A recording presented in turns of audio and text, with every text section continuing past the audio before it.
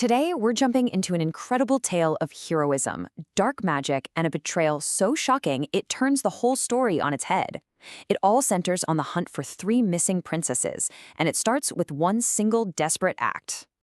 So let's just start with this. This one sentence tells you everything about our hero, Udayan. To stop a snake's poison, he cut off his own hand. That's the kind of determination we're dealing with here. A man who will do literally whatever it takes. And a sacrifice like that? Well, that's not the end of the story. It's just the beginning of his first real test, a confrontation that will push him to the absolute brink. So here he is, deep inside a giant's underground castle, face to face with this mysterious deity. He's not there to fight, though. He's there to plead. You can just feel the emotion as he points to his severed arm and demands to know why the giant is tormenting them. He wants the secret to the monster's power. But the deity says nothing, just silence. And in this final, desperate moment, Udayan lashes out and strikes the only other living thing in the room, an owl sitting on the deity's hand. It seems like a pointless, angry gesture, right? Well, it turns out to be the most important thing he could have possibly done. Okay, so get this. The owl wasn't just a pet. It was everything. The giant's entire life force, all of his incredible power, was somehow contained in that one small bird. The second Udayan's sword hit it, the magic just exploded in a flash of light. The castle, the lake, it all just vanished, and Udayan was left standing in a meadow. It just goes to show you, sometimes immense power has a very, very fragile source.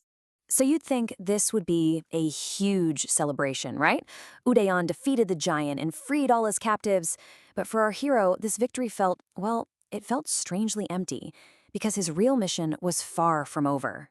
And you can just feel the joy in this scene.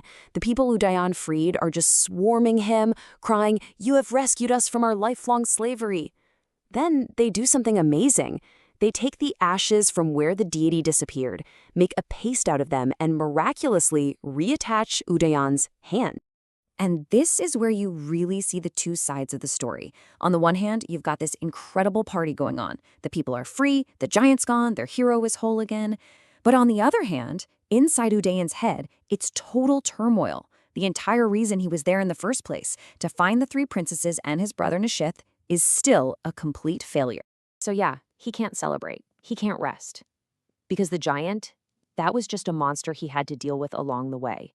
The real questions, the ones that are truly haunting him, are still completely unanswered. Udayan's search for answers starts now, and believe me, it takes him down a path that's way darker than any giant's castle. This time, the monster is a man. Okay, so Udayan follows the lead to this guy named Virapratap. Now, Virapratap was supposed to have sent soldiers to help Udayan's brother Nishith, but when Udayan asks him about it, Virapratap plays totally clueless. The real story, though, is horrifying. Those soldiers he sent, they weren't there to help. They were there to kill. And it doesn't take long for the horrifying proof to surface. A hermit finds Nishith's body out in the forest. He wasn't just lost. He was betrayed and executed by the very men who were supposed to be protecting him. A truly wicked conspiracy is finally coming to light. Just when it seems like all hope is gone, a mysterious figure arrives at the palace. And this person, well, they hold the key to this whole tangled mess of lies and magic. It's a wizard, and he drops an absolute bombshell that connects everything we've seen so far. He looks at them and says, "I was the giant." He explains he'd taken the form of a vulture, was struck down, and then became a giant just to survive. Whoa. Okay, let's piece this together. When Udayan destroyed the owl, the giant's magic didn't just disappear. Nope, it transformed into a super potent magic powder. The wizard, now powerless and just a regular guy, swam to shore only to be found by Virapratap. And Virapratap, seeing this powder, knew exactly what it was and just stole it for himself. And this changes everything, because the wizard tells them that this stolen powder, the very essence of his old power, is literally the only thing in the entire world that can bring Nishith back from the dead. Suddenly, the stakes are higher than ever. So now they have the truth. They have a new, desperate purpose. Udayan and his army don't waste a single second. They ride straight for Virapratap's castle for the final dramatic showdown. And when they get there, the castle is all decorated. It's a party because Virapratap is getting married. And you'll never guess who the brides are. the 3 missing princesses. Unbelievable.